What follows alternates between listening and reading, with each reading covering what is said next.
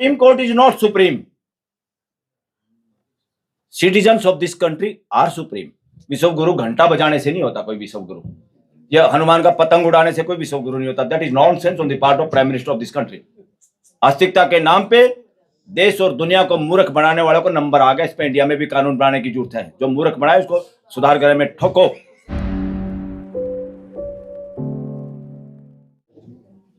हमें संविधान के तहत और इंटरनेशनल लॉ के तहत जिस पे इंडिया गवर्नमेंट ने साइन किए हुए हैं, मुझे एक अधिकार है, बोलने का अधिकार. बोलने का अधिकार राइट टू लाइफ यानी जीवन जीने के अधिकार के साथ उतना ही महत्वपूर्ण है. अगर आपके पास जीने का अधिकार हो और कोई आपको कहे बोलना नहीं है, सिर्फ आपको जान बकस देंगे, रोटी खाओ पानी पियो, घर में बीवी भी कहे हलवा खाओ मौज करो, बोलना नहीं. कोई इस बात के साथ समझौता करने के लिए तैयार नहीं, पूरी मानव जाति. साथियों, जो समानता की बात हमारे संविधान ने एक्सेप्ट की, देश के लोगों ने आत्मसात किया जिसको, और जो तथागत बुद्ध की शिक्षाओं पे आधारित है, हिस्ट्री में जाके गूगल पे जाके चारों तरफ की किताबें पढ़ के हमने देखा इस धरती पे दमदार तरीके से किसी ने सच्चाई वास्तविकता जाहिर की पूरी मानव जाति के सामने, वो तथागत बुद्ध थे. इस देश के अंदर पूरी दुनिया से गहरी बीमारी है और वो पूरा का पूरा हमारा समाज उस कैंसर से ग्रस्त है. उस बीमारी का नाम है वर्णवादी मानसिकता, वर्णवाद. और जिसको हम दूसरे सरल भाषा में कहें, जिसमें कोई शर्माने की और हेजिटेशन की बात नहीं, ये सर्वविदित है, वो है ब्राह्मणवाद. क्यों ब्राह्मणवाद? क्योंकि इस बीमारी का मौज लेने का जो ठेका जिसने लिया है, या जिसको इससे मौज मिलती है, जो इस शोषण पे आधारित होके जिसका घर बार फूल रहा है, जिंदगी नहीं फल फूल रही उसकी, सिर्फ उसका जुगाड़ उसका कि मैं ही बड़ा हूं, वो मानसिकता, वो दूषित मानसिकता, वो आज घर घर में घर कर गई है. आज हमारे अपने घर में भी एक आदमी उस मानसिकता से ग्रस्त है तो पूरा घर में लठ बजता है, जो ये सोचता मैं ही चौधरी हूं घर का. और ये मानसिकता पूरे समाज में, इस देश में और हमारे पड़ोसी देशों में भी वो फैली. और अब ये लोग इतने पैसे में, ताकत में अंधे हो चुके हैं, पूरी धरती के विभिन्न देशों में जाके जड़ें फैला रहे हैं आरएसएस के जरिए. फ्री एंड फेयर इलेक्शन पे जो आप मुद्दा रखा आपने, फ्री एंड फेयर इलेक्शन तो जब होगा जब सबसे पहले मैं ये समझता हूं कि मैं ऐसा ही हूं जैसे 140 करोड़ है. न केवल 140 करोड़ है, 800 करोड़ इस धरती पे जो लोग रहते हैं वो मेरे जैसे हैं. और जब मैं समानता की बात सोच लेता हूं, मुझे समझ में आ जाती है, खाली पढ़ने से नहीं, अनुभव करने से. जब ये समझ में आती तो मेरा हर काम उस पूरे परिवार के भले के लिए होता है. 140 करोड़ के लिए और 800 करोड़ के लिए मेरा जो भी काम होता, तब मैं फ्री होता हूं, तब मैं फ्री एंड फेयर इलेक्शन की बात कर सकता हूं, उससे पहले नहीं. यहां कुछ लोग कहते हैं, बाहर भी बहुत सारे लोग कहते हैं कि भाई अब सत्ता बहुजनों के पास होनी चाहिए. भाई किसने रोका है? आज तक किसने रोका है? सत्ता का मानवता से कोई मतलब नहीं है. सत्ता को जूते मार के तो संविधान आया है. राजशाही, तानाशाही, ये क्या है? ये सत्ता है. सत्ता मानवता नहीं है. सत्ता को तो जड़ से मिटाना होगा, पूरी मानव जाति को, पूरी धरती पे. वो सत्ता ही है जो किसी अमेरिकन राष्ट्रपति को अपने आप को चमकाने के लिए किसी राष्ट्रपति को रात को गिरफ्तार करके अपने देश में ले जाती है. वो सत्ता का नशा ही है कि कोई भी आदमी उसके खिलाफ बोलता है तो तुरंत इनकम टैक्स और ईडी उसके घर पहुंच जाती है. तो सत्ता गुंडागर्दी का नाम है. सत्ता लोकतंत्र नहीं है. बहुमत का नाम लोकतंत्र नहीं है. बहुमत का नाम गुंडागर्दी है. जिसके पास 4 लठ, जिसकी लाठी उसी की भैंस, तो चलता आ रहा कोटेशन. लोकतंत्र है पूरे घर की आवाज सुनना, पूरे देश की आवाज सुनना, सबकी आवाज सुनना, और उस आवाज में सबसे छोटे बच्चे की भी आवाज और बात सही है, नतमस्तक होकर उस बात को सर्वोपरि करना, उस बात को फूल चढ़ाना, उस आधार पे कानून बनाना, इसका नाम है लोकतंत्र। ये पार्लियामेंट में एक स्पीकर, एक सभापति नाम का कोई एक पद क्रिएट कर दिया, अगर उस पर हमने मदारी के जोकर बिठा दिए तो क्या होगा आपकी लोकसभा का, आपकी राज्यसभा का, आपकी विधानसभा का, जो आपने देखा है। 100 एमएलए एमपीओ को सस्पेंड कर दो और पीछे से चोरी चकारी से हाथ खड़े करवा के कानून पास कर लो। कहां होता है ये हाथ खड़े करके कानून पास? ये नॉनसेंस चल रही है देश के अंदर। पार्लियामेंटेरियन डेमोक्रेसी को समझ नहीं पाए और यहां पर सरकार का पक्ष जो लोग लेते हैं, ये बात खुल के कहनी पड़ेगी। हमारे यहाँ पद हैं कानून, उसमें संविधान में, एक एडवोकेट जनरल, एक अटॉर्नी जनरल। उसका क्या काम है दोनों का? उनको कैबिनेट रैंक होता है। उनका काम है कानून की राय देना, संविधान सम्मत राय देना, सरकार को राय देना, न कि कोर्ट में आके बहस करना। ये गुंडागर्दी चल रही है इस देश के अंदर। कोर्ट में बहस करने वाले अलग वकील होंगे। वो अटॉर्नी जनरल, एडवोकेट जनरल का काम है ऑफिस में बैठ के चुपचाप सरकार को गुंडागर्दी ना करो, गलत काम मत करो, ये केस फाइल मत करो, ये जनता के खिलाफ है, ये काम है। और ये लोग क्या कर रहे हैं? एडवोकेट जनरल और अटॉर्नी जनरल, इस देश में करोड़ों का बिल बनता महीने में, ठगी ठोरी इस देश के पैसे को खाते। और यहां के हम भी पार्टी की तरफ से कोई वकील किसी का एजेंट नहीं होता, ये कानून है। हम सिर्फ अपने एक मुवक्किल की बात रखते हैं और हमें कानून की दृष्टि से जज की आंखें खोलनी होती है। भाई देख सुन, कानून ये है, समझाने में उसकी मदद करते हैं दोनों पक्ष, ताकि जज एक अच्छा फैसला दे पाए, कानून सम्मत फैसला दे पाए। हो क्या रहा है? आप वीडियो रिकॉर्डिंग देखो अब सरकारी वकीलों की, सुप्रीम कोर्ट की देखो। यहां सॉलिसिटर जनरल है मेहता, आता है गुजरात से। वो अपने आप को खुद ही प्राइम मिनिस्टर और गृह मंत्री सोचता है, वकील बाद में सोचता है। वो किसी के हेलो हाई नहीं लगता कर लेता और सुप्रीम कोर्ट की वोटिंग करा लो, भारी भारी मतदान से उसको बहुत ही 2-4 वोट आएंगे कि वो एक अच्छा इंसान है। तो वकील अच्छा होने का मतलब ये नहीं आप टेढ़ी मेढ़ी बात करें। सबसे पहले हर चीज अच्छी होने के लिए अच्छा इंसान होना जरूरी है। और साथियों, न्याय, न्याय, न्यायाधीश, न्यायालय, उच्च सुप्रीम कोर्ट, हाई कोर्ट, फलाना कोर्ट, ढिकड़ा कोर्ट, चीफ जस्टिस, सब बेकार की बातें। अभी सुप्रीम कोर्ट को भी समझ में नहीं आया न्याय होता क्या है। क्यों नहीं समझ में आया? उनको संविधान समझने की जरूरत नहीं है, उनको सिर्फ प्रियम्बल समझने की जरूरत है। या तो समझ में नहीं आया या समझना नहीं चाहते। प्रियम्बल में क्लियर कट लिखा है 3 तरह का न्याय सबको मिलना है। उस न्याय की का प्रमाण क्या है? भाई न्याय मिला है कि नहीं मिला? प्रमाण प्रियम्बल में लिखा है, प्रमाण है फ्रेटर्निटी इन द कंट्री। घर में 2 भाइयों का झगड़ा है, 2 पड़ोसियों का झगड़ा है, 2 समाज का झगड़ा, 2 गांव का झगड़ा है, 2 देशों का झगड़ा है, 2 स्टेटों का झगड़ा है। अगर आपका न्याय उसी माहौल में उनके संबंध बरकरार नहीं रख सकता तो आप फैसले कर रहे हैं न्याय के आसपास भी नहीं है, न्याय को आप समझे भी नहीं है। असली टारगेट ये है इस देश में न्याय का कि 2 भाई झगड़े में आए, एक को जिता दिया डिस्ट्रिक्ट कोर्ट ने, वो अपील में चलेगा, हाई कोर्ट ने दूसरे को जिता दिया।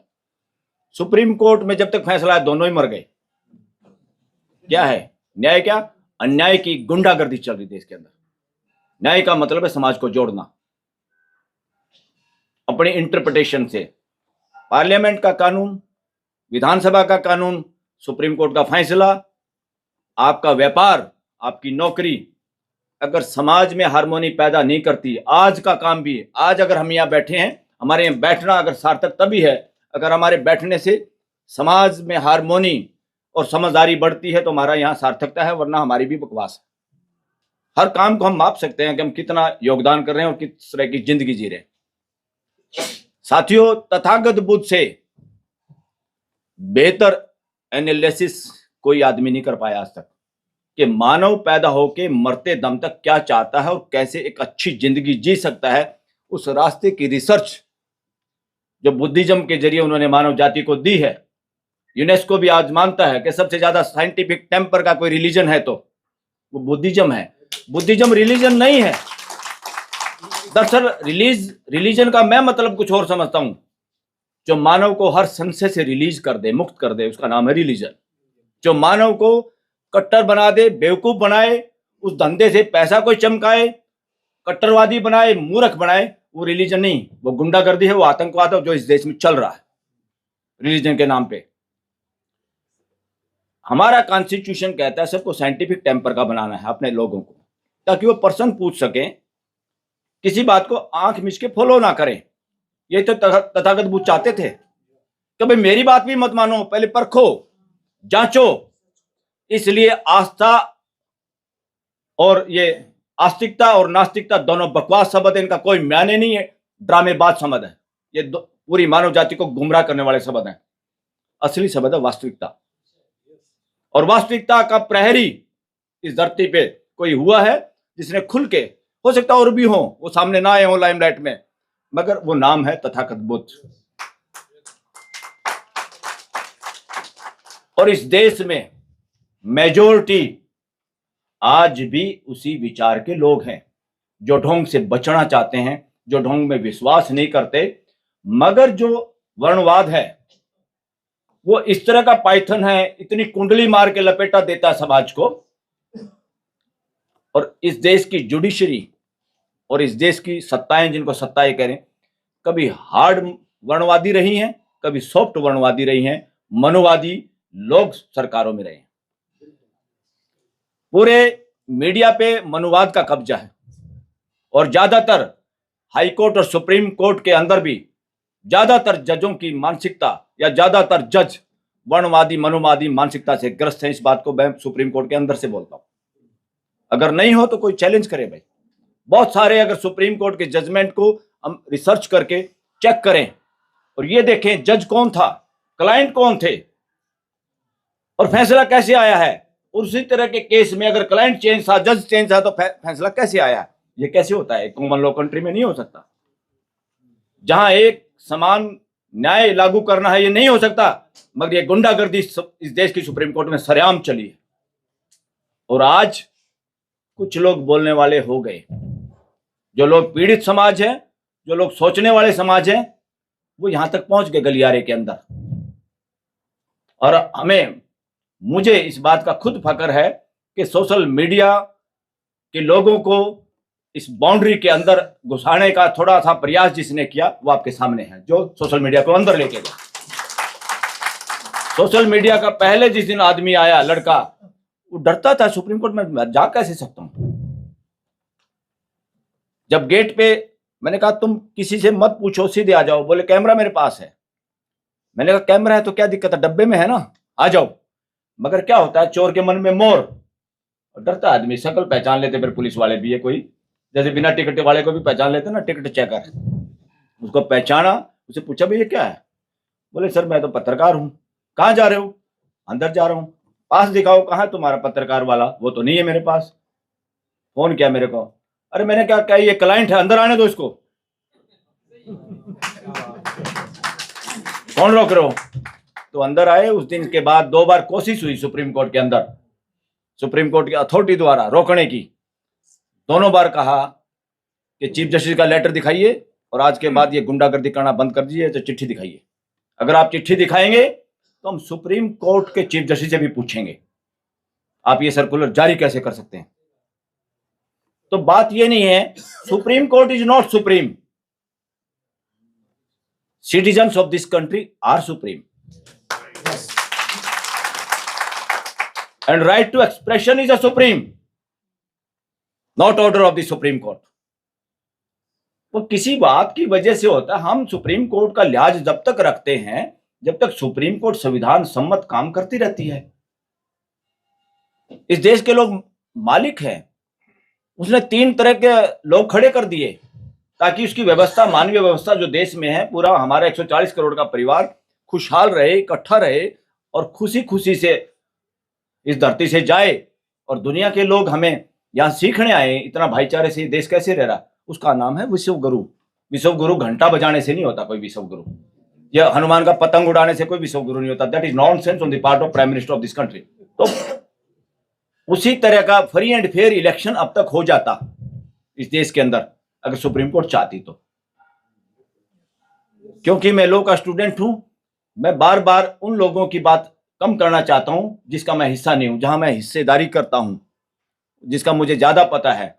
सबसे ज्यादा जिम्मेदारी लोकतंत्र के अंदर, अगर लोगों के अनुरूप आपके जनप्रतिनिधि बात ना कर पाए, पार्लियामेंट के अंदर बदमाशी कर दें, मदारी तमाशा दिखा रहा है, बंदर कई बार रुस जाए या काम ना करे, उसका धंधा खराब हो, या कोई ऐसा गलत काम करे, तो हम उसको 5 साल के बाद ही देख पाते हैं।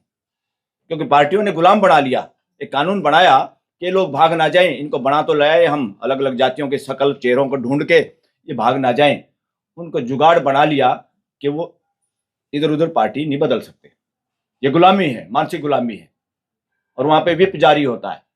विप होता है चाबुक, जो संटा मारते हैं हम, झोटे को जो लाठी मारते हैं बग्गी में, उसका नाम है विप। ये भाषा यूज करते हैं पार्लियामेंट के अंदर। नॉनसेंस भाषा भी बदल नहीं पाए हैं, कह रहे भारतीय संस्कृति। ये विदेशी शब्द है, संस्कृति भारतीय करते हैं। और भारतीय संस्कृति क्या है कि भाई गणेश जी के वक्त में होती थी वो सर्जरी। आपकी सारी किस्मत है आपके कर्मों का फल। और एक किताब में तो हद कर दी, जिसको मैं चैलेंज करता हूं। इस बात को मैं पहले भी एमडी यूनिवर्सिटी में बात कही थी। जब जब धर्म की हानि होती मैं आता हूं। ये जब रामायण महाभारत आती थी तो कुछ बुजुर्ग मेरे से पूछने लगे, बलराज ये क्या कह रहे बार बार। मैं संस्कृत का स्टूडेंट रहा हूं, टॉपर था क्लास में, आती थी, अब तो भूल गया काफी। तो मैंने कहा दादा ये कह रहा है जब जब धर्म की हानि होती मैं आता हूं बचाने के लिए। बोले ऐसे तो हम बटेऊ ने भी पिटा जो नाश होने के बाद आता है। तो अस्तित्व में कोई सांड नहीं है। मैं क्लियर कह रहा हूं, जितने भी हैं जो सांड आधारित, जितनी फिलोसफी है सांड आधारित, जितने भी कथा कहानी है, टोटली बकवास है, वास्तविकता विरोधी है। आस्तिकता के नाम पे देश और दुनिया को मूर्ख बनाने वालों को नंबर आ गया। इस पे इंडिया में भी कानून बनाने की जरूरत है। जो मूर्ख बनाए उसको सुधार गृह में ठोको, वरना देश आगे नहीं बढ़ पाएगा। तो साथियों, फ्री एंड फेयर इसलिए जरूरी था क्योंकि एसआईआर जब हो रही थी, जब ईवीएम में पर्ची गिनने का जब केस चल रहा था, मैं उसको वॉच कर रहा था।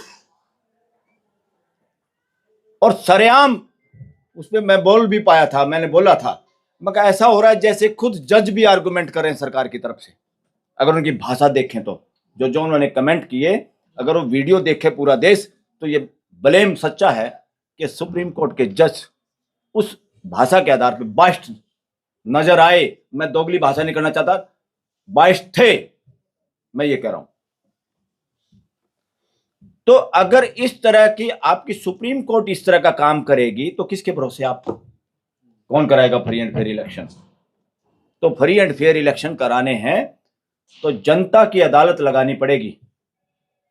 जब संवैधानिक अदालतें फेल हो जाएं तो सबसे सुप्रीम अदालत है जनता की अदालत। और जनता की अदालत के सामने सारी अदालतें फीकी हैं।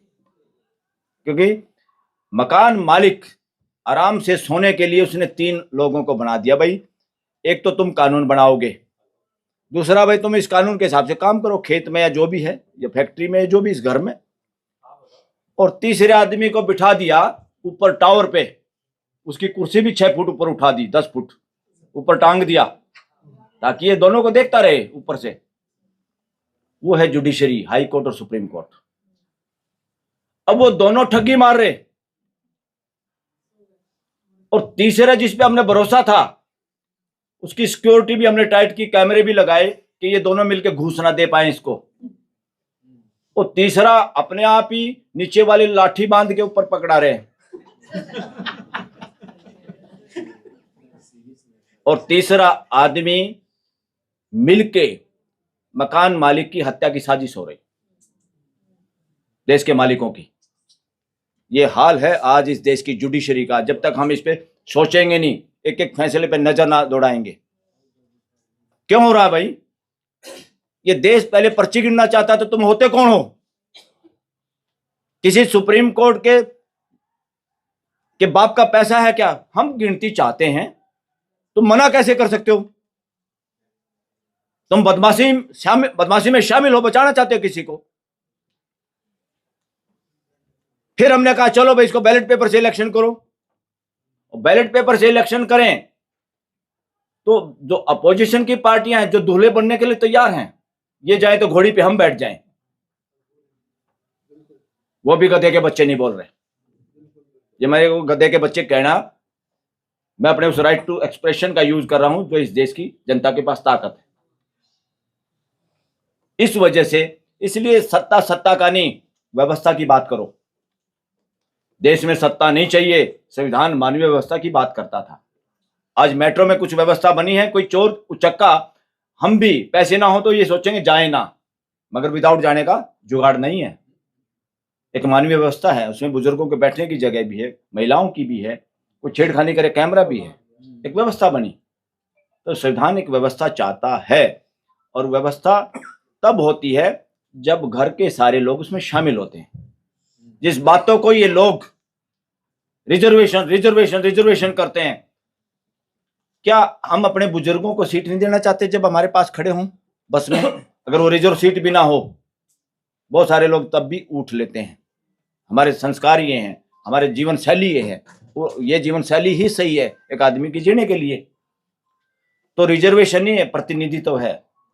घर के हर फैसले में सबका हिस्सेदारी भागीदारी होना बहुत जरूरी है। शरीर के हर अंग में खून होना, उसका काम करना बहुत जरूरी है। इसलिए 140 करोड़ के चेहरे पे खुशी हो तो कोई बेड़ा गर्क हो जाएगा? किसी वर्णवाद के विनाश होने की डर लग रहा है आपको?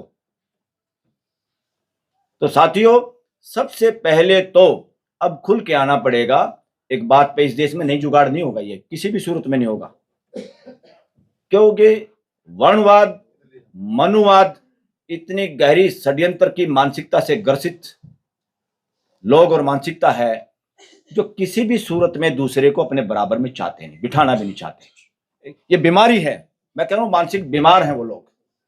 और ऐसा कोई भी मानसिक बीमार देश में पाए तो उसके लिए अलग हॉस्पिटल की जरूरत पड़ेगी इस देश में, ताकि समझदारी की दवाई टॉनिक उनको दिया जाए कि मानवता ऐसे नहीं चलेगी। तो इसलिए देश में मानवीय व्यवस्था की जरूरत है, उसमें सबकी बराबरी शामिल ही है। मेरा तो खुद का गुजारा 800 करोड़ के बिना नहीं, मुझे अच्छा ही नहीं लगता। जब 800 करोड़ के बारे में सोचता हूं तो मैं ज्यादा खुश होता हूं, और जब मैं निजी अपने बारे में सोचता हूं तो कई षड्यंत्र दिमाग में आते हैं, डर लगता है। इसका मतलब तो अपने लिए सोचेंगे तो पड़ोसी का शोषण करना पड़ेगा, भाई का करना पड़ेगा, किसी और का करना पड़ेगा। जब हम सब की सोचते हैं, पोषण की सोचते हैं, तो हमारा तो अपने आप भला होता ही है, गारंटीड होता है। तो इस बात से हमें आगे बढ़ना होगा। मानवीय व्यवस्था की बात करनी है, सत्ता की बात नहीं करनी। आप बाहर हो तो कौन रोक रहा भैया आपको मानवीय व्यवस्था की बात करने से? सत्ता में लेके आओ मुझे, तभी मैं आपका भला करूंगा। मेरे को बंदूक पकड़ाओ तभी तुम्हारे दुश्मनों को मारूंगा। क्या नॉनसेंस है ये भाषा। जो भी नेता इस बात को कर रहा है या जिन लोगों के दिमाग में खुरापात है, वो अधूरी है, वो भारतीय संविधान के तहत नहीं है। भारत का संविधान में व्यवस्था की बात है, और व्यवस्था में सबकी भागीदारी की बात है। व्यवस्था में मानवीय व्यवस्था और मानवीय परिवार की बात है, और भारतीय संविधान उस पर खरा उतरता है। तो इसको पीएम बना दो, उसको सीएम बना दो, इसको ये बना दो, तभी भला होगा। व्यक्तिवाद ही वर्णवाद है, व्यक्तिवाद ही मनुवाद है, व्यक्तिवाद ही ब्राह्मणवाद है। व्यक्ति की बात करोगे, व्यक्ति के नारे लगाओगे, व्यक्ति के चक्कर में रहोगे, पूरी जिंदगी नारे लगाते लगाते चले जाओगे। काम की बात करो, व्यवस्था की बात करो, मानवता की बात करो, संविधान की बात करो। अगर संविधान की बात करने वाले या पोजीशन के होते नेता परिपक्व होते, कोई मजाल नहीं कि सरकारी जहाज में जाके कोई राम मंदिर का उद्घाटन कर दे। कोई मजाल नहीं कि सरकारी प्लेन में जाके कोई हनुमान की पुंजड़ कोई ला दे। ऐसे हिम्मत नहीं, अपने पैसे से जाता। ये इसलिए जा रहा, सत्ता दे दो तभी करेंगे। अब तुम्हारी जुबान को क्यों लगाम है? सत्ता के चक्कर में और पैसे के, भाई पैसा कमाओ फिर इलेक्शन अपने आप जीत जाएंगे। जिसने पैसा कमाया वो इलेक्शन लड़ने के काबिल भी नहीं छोड़ा इन लोगों ने, और डरता है, बोल भी नहीं पा रहा। अपना बोलने का अधिकार गिरवी रख दिया ऐसे नेताओं ने। आपके चारों तरफ वो नेता सारे अपोजिशन के नेता को बोलने से कौन रोक रहा है? इनको सड़कों पे आने से कौन रोक रहा? ईडी, इनकम टैक्स, पैसा वो कमा लिया। अरे मैंने कहा तुमने कमा लिया, तुम अब भी लात मारो, हम तब भी तुम्हारे साथ हैं। कहेंगे भाई तुमने तो ज्यादा खा रहे, तुम आज भी खा रहे हो, हमारे वाले ने थोड़े खाए थे, क्या फांसी आ गई? तब भी कहते हैं, पर हिम्मत कहां से लाए? आत्म गलानी, अंदर की कमजोरी समाज का भला नहीं करने देगी। और ऐसे सारे नेताओं से भी चौकन्ने रहो। अरे सबसे ज्यादा तो अपोजिशन में बोलना चाहिए, उनको कौन सा भाई, वो क्यों नहीं बोल रहे? भाई मैं बोलूंगा नहीं, मैं पंचायत में नहीं बोलूंगा, तू मैंने सरपंच बना दिया, अगली बार तेरे पक्ष में फैसला कर दूंगा। क्या नॉनसेंस है? ऐसे लोग सरपंच बनने के काबिल हैं? आपके नेता होने के काबिल हैं? नेता वो नहीं होता, नेता का मतलब है जो मानवीयता, मानवीय मूल्यों का नेतृत्व करता हो और उस आधार पे जीता हो, वो नेता होता है। कोई एमएलए एमपी बन गया वो नेता नहीं हो सकता। तो फ्री एंड फेयर इलेक्शन कराने की ड्यूटी सुप्रीम कोर्ट की थी, सुप्रीम कोर्ट टोटली फेल हुई। एसआईआर में भी ऐसे ही टेढ़े मेढ़े काम चल रहे हैं, फैसला एक बार नोटिस कर देते हैं, मुकाम तक पहुंचाते नहीं। सुप्रीम कोर्ट से कोई उम्मीद नहीं, ना करने की जरूरत है। जो भी लोग जनता की अदालत बिठाने के लिए तैयार हों, उसमें जाने के लिए तैयार हो, उनका साथ दो, फिर ये काम अपने आप हो जाएगा। Thank you very much. खबरों में बने रहने के लिए फोरम 4 को सब्सक्राइब करें और नोटिफिकेशन पाने के लिए बेल आइकन दबाएं।